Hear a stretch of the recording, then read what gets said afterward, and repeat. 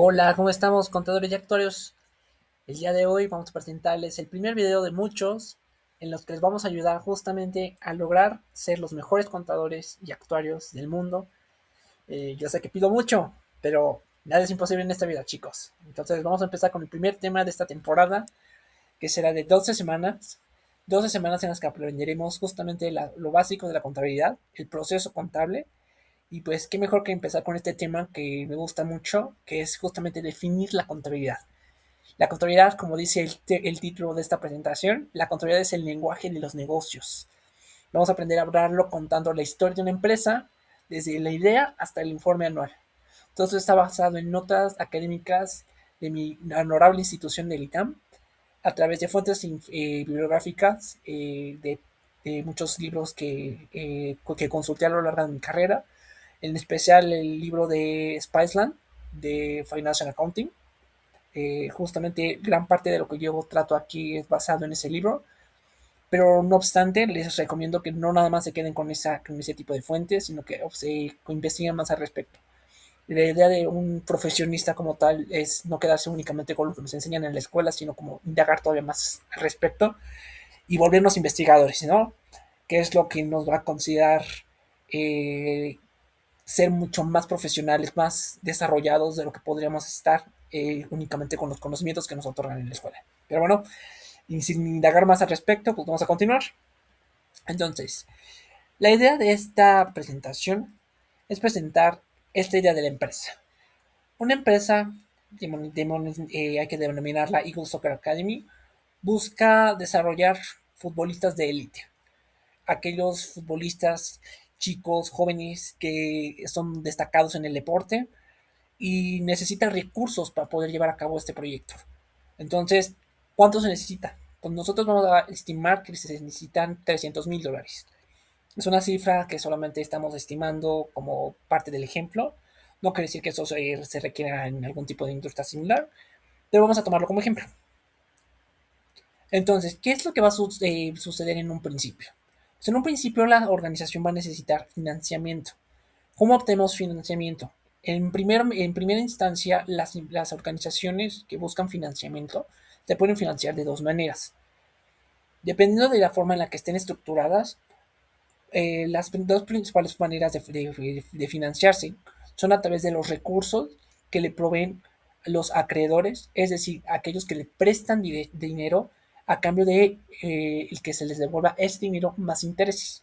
Esto puede ser bancos, algunas otras empresas o incluso la sociedad civil que puede comprar y adquirir ciertos derechos que para nosotros como empresas se harían un pasivo, en los cuales nosotros compramos ese derecho de pago y con el beneficio de los intereses, que viene siendo como ese pago que se nos da extra por haber tenido ese dinero cuando nosotros no lo ocupábamos. Es algo así como un costo de oportunidad. Ya en otro curso más adelante vamos a verificar qué es eso el costo de oportunidad a través de lo que viene siendo la economía. Por otro lado está la parte de los que invierten en nuestra compañía, que son los accionistas, que viene siendo la parte del capital contable. Entonces, hay que definir muy bien cuál es la diferencia entre cada uno.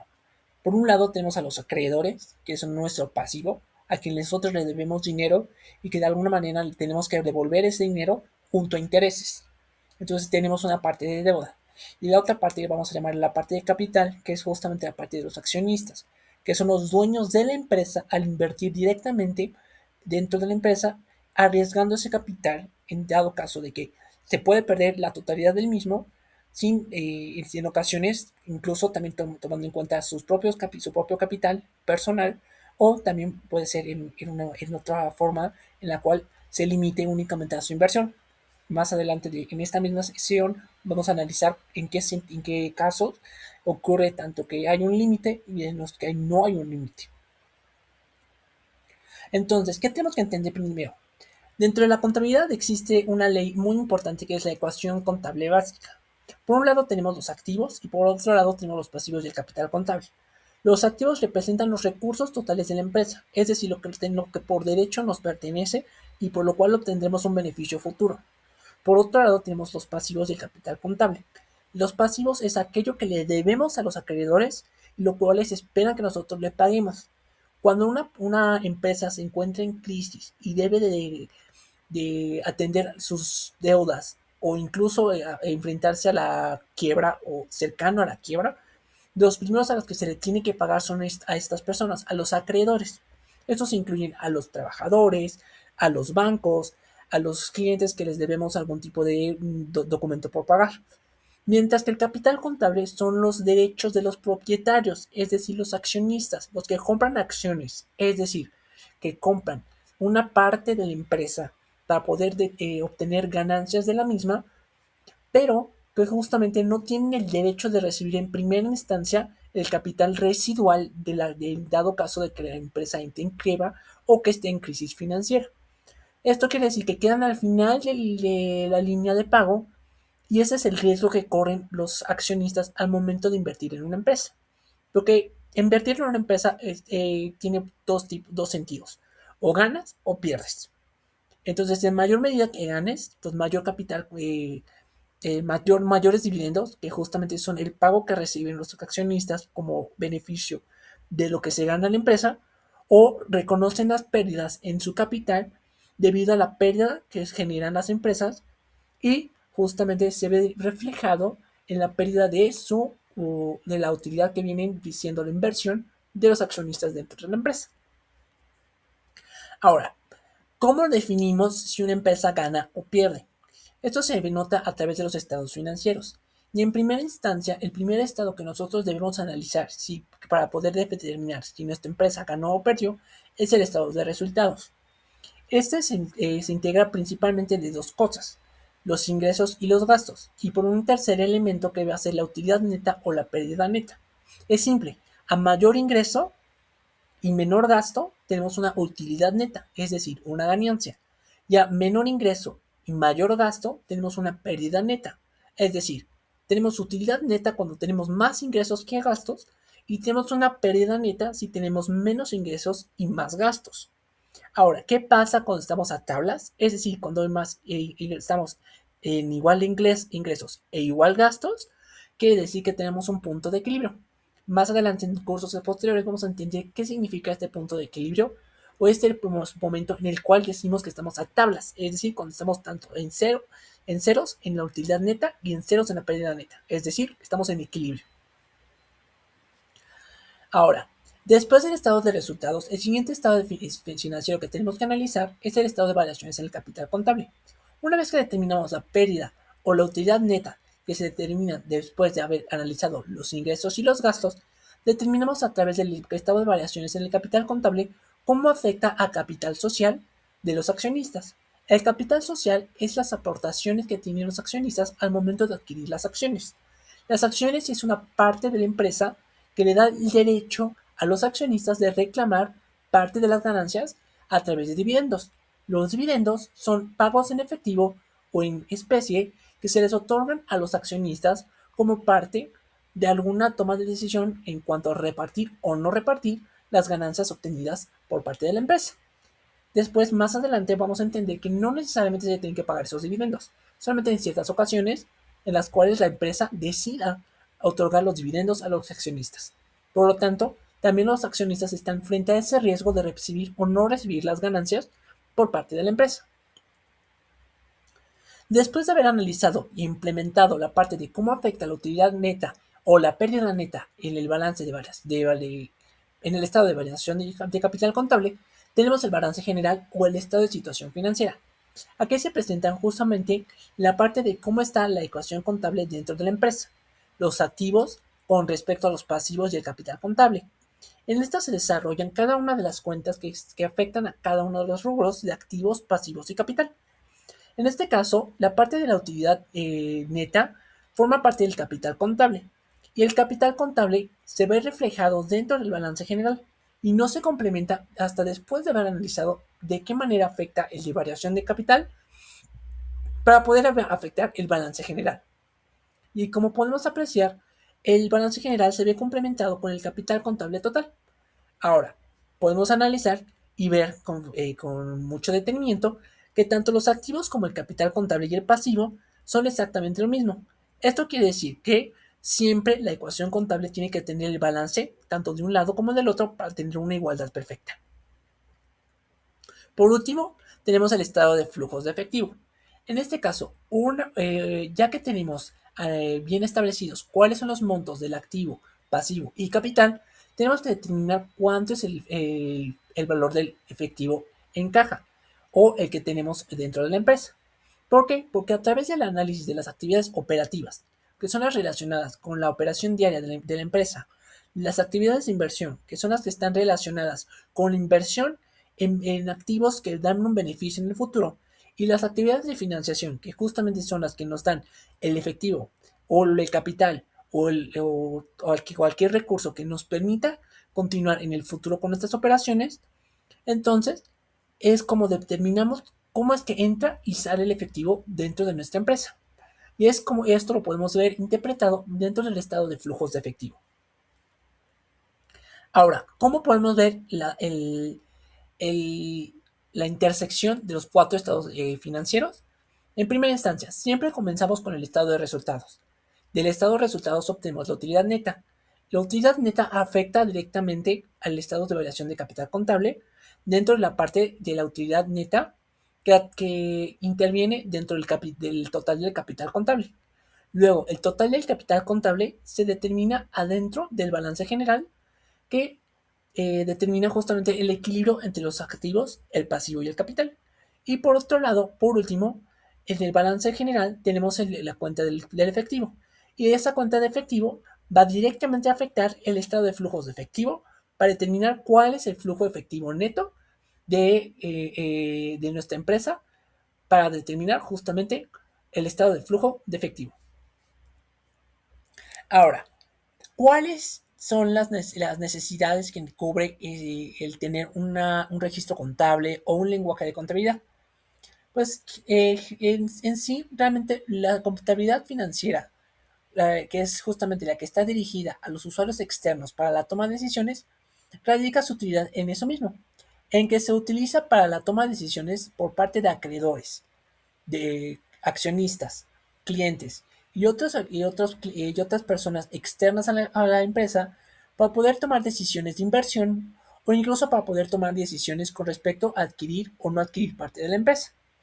Entonces, es debido a esto y a ciertas situaciones a las que se enfrentó la economía con respecto a, por ejemplo, la crisis del 29 o algunos escándalos contables como la situación que ocurrió en WorldCom y Enron, en las cuales se determinó que tendría que hacerse un establecimiento de reglas o principios que tuvieran que de alguna manera dieran un establecimiento o régimen para poder determinar de qué manera establecer las normatividades y los registros contables. A estos principios se les llaman principios de contabilidad generalmente aceptados, que es un conjunto formal de reglas de la contabilidad financieras en Estados Unidos y en todo el mundo que determinan la manera en cómo se registran cada una de las cuentas contables y cómo se comunican a las personas externas de la organización. Ahora, en Estados Unidos, el FASB o el Financial Accounting Standards Board es el encargado de administrar todas estas reglamentaciones a lo largo del país de Estados Unidos. Mientras que en México es el CINIF, el Consejo Mexicano de Normas de Información Financiera, que es el que da la normatividad mexicana para el registro contable y comunicación a individuos externos a la organización. Ahora, ¿quiénes son los guardianes de toda esta información? Es decir, ¿quién nos asegura que las empresas están declarando de manera correcta y fiable cualquier tipo de información que nos están brindando los estados financieros, que viene siendo la última comunicación que está entre la empresa y los usuarios externos? Pues esos son los auditores. Si bien en México no existe algún tipo de vigilancia de los auditores, existe la comunidad y la gestión de valores éticos que administra cada contador público para tener un comportamiento ético y formal ante las decisiones y ante el análisis de los estados financieros. En Estados Unidos existe el PSGA, que es la Junta de Supervisión de la Contabilidad de las Empresas Públicas, que justamente es el auditor de los auditores, que se encarga justamente de verificar que los auditores estén preparados y que no cometan ningún tipo de fraude o algún tipo de comportamiento no ético con respecto a la revisión de los estados financieros y que puedan ser verificados de manera clara, objetiva y libre de errores. Ahora, hay que entender básicamente el marco conceptual de lo que viene siendo las características principales e intrínsecas de la contabilidad. Por un lado, la contabilidad tiene que ser relevante y tiene que tener una representación fiel. Relevante en el sentido que debe tener información que sea importante para la toma de decisiones. Y representación fiel en el sentido que debe ser que íntegra, neutral y libre de error. Para la relevancia, necesitas tener valor confirmatorio, es decir, que se pueda confirmar con cualquier tipo de medida.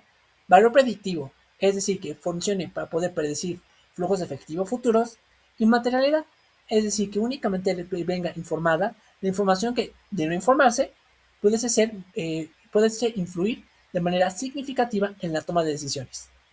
Por otro lado, eh, tienen otro tipo de características que tienen que cumplir el lenguaje contable, que tiene que ser comparable con alguna otra empresa del mismo rubro, verificable, es decir, que puede llegarse a las mismas conclusiones de diferentes formas, puntual, es decir, que llegue en el momento preciso al momento sin ningún tipo de retraso, comprensible en el aspecto de que cualquier persona del nivel educativo en el cual sea un consenso se llegue a comprender de manera clara y sin ningún tipo de complejidad. Y por último, tiene que cumplir con la cuestión del costo-beneficio. Es decir, los beneficios deben superar a los costos de elaborar este tipo de información. En México, los postulados básicos están establecidos en las normas de información financiera. Entre los postulados clave que se mencionan dentro de esta normatividad es la sustancia económica, en la cual establece que debe permanecer la sustancia económica sobre la sustancia jurídica. La entidad económica, en la cual la empresa representa una unidad identificable e independiente de sus dueños. El negocio en marcha, en la cual se presume la existencia permanente de la entidad a lo largo del tiempo. La devengación contable, que es que se reconocen los ingresos y los gastos en el momento que ocurren. Y la dualidad económica, en la cual que a todo recurso le corresponde una fuente, es decir, a cada activo corresponde un pasivo o capital. Ahora, para entender un poco mejor la contabilidad, debemos definir que existen dos tipos de ramas de la contaduría. La contaduría pública, la cual está influenciada o llevada a cabo por las firmas de contadores, en la cual ocurren las situaciones de auditoría, impuestos y consultoría. Y por otro lado está la contaduría pública, que es la que ocurre dentro de empresas privadas, en las cuales se ocurren roles de contabilidad financiera, gestión de auditoría interna, sistemas de información y además ofrece oportunidades de especialización dentro de la industria y a menudo con salarios más altos. Entonces, terminamos esta unidad con la siguiente reflexión. La contabilidad va más allá de los números. La contabilidad es el pilar de las decisiones y la confianza. Entender este lenguaje no solo te permite leer la historia de un negocio, te permite tomar mejores decisiones y ser parte de ella. Esto fue todo por el día de hoy. Chicos actuarios y futuros contadores, el blog del contador y el actuario.